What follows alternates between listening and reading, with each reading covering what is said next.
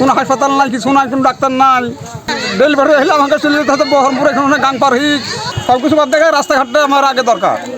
School একটা আছে, একটা স্কুল আছে, পড়াশোনা ঠিক মতো হয় না। হসপিটাল হয়ে একদিনও খুলেইনি, চালুই তো করে না, খুলেইনি তো, ডাক্তারই কোনোদিন বসে না। তারপরে তো ওষুধ পানি দিবে, নাহলে কে দিবে? মেলা দিন হয়ে গেল, 18 বছর হয়ে যাবে। মুর্শিদাবাদ জেলার জলঙ্গি পিছিয়ে পড়ে এরিয়া, চর পারসপুর থেকে শুরু করে একমাত্র শেষ লগ্ন ভারতের শেষ সীমান্ত জলঙ্গি বর্ডার এরিয়ায় আজ একাধিক এরকম হাসপাতাল পড়ে রয়েছে, যেখানে একদিনও কোনোদিন ডাক্তার বসেনি। আপনারা তাদের কাছ থেকে কৈফিয়ত চান। এটা কতদিন থেকে বন্ধ আছে তোমাদের? কতদিন হবে? হইসারি চালু হয়নি, হইসারি চালু হয়নি। আপনি এখানকার বাসিন্দা তো? এখানকার বাসিন্দা না কোথাকার বাড়ি? এখানকার বাড়ি। কোন বাড়ি আপনার? একদিনও পানি খাননি? তাহলে এরা এই টাকাগুলো কোথায় গেল? তাহলে সরকার কি বাড়ি নিয়ে গেছে না এলাকার লোকে টাকা মেরে খেয়েছে? জানে আমাদের কত দেয়নি কোনদিন টাকা, যে টাকাটা খাইছে। ওর চোরের নিস্তারে থেকে একটু মোটামুটি আমাকে বলুন তো, শুনেন প্রাথমিক বলি। আমি প্রথম রাজনৈতিক দলের পদপ্রার্থী আমাদের হুমায়ুন কবির সাহেবের, যে হুমায়ুন কবির সাহেব বাবরি মসজিদ তৈরি করেছে, তার আমি সেই দলের হলাম প্রতিনিধি ক্যান্ডিডেট। তা আমি বলতে চাইছি যে এই এরিয়ায় এতদিন পর্যন্ত যে সমস্ত প্রতিষ্ঠানগুলো আছে, এই যে একটা স্বাস্থ্য দপ্তর, একটা হাসপাতাল, গ্রাম্য হাসপাতাল, এই গ্রাম্য হাসপাতালে একদিন কি ডাক্তার বসেছে? না, ওই বলতে গেলে একদিনও বসেনি। গ্রামের লোক তালামারা আছে। আপনারা লড়াই করবেন না? আমি কিন্তু আপনাদেরকে এই এমনি আসিনি, আমি লড়াই করে ন্যায্য অধিকার দিতে এসেছি আর নিতে এসেছি। কারণ জলঙ্গি বিধানসভার ক্যান্ডিডেট হলাম আমি।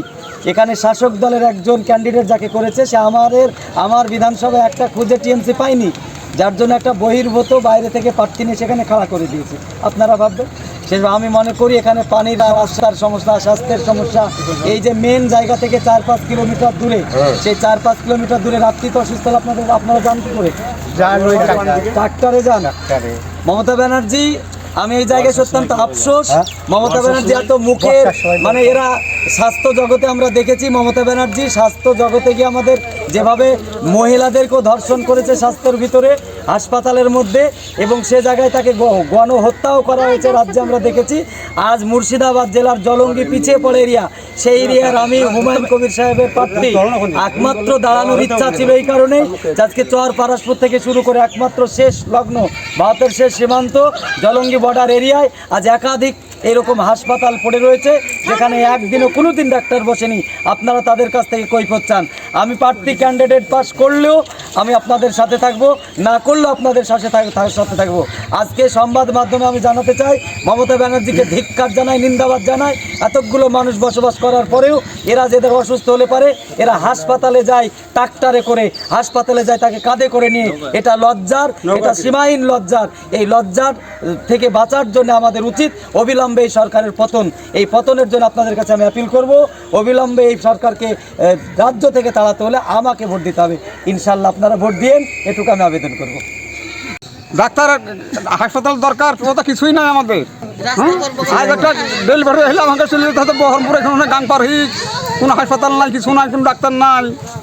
আপনার এই বর্ষার সময় এখানে নৌকাতে স্কুল একটা আছে, একটা স্কুল আছে, পড়াশোনা ঠিক মতো হয় না।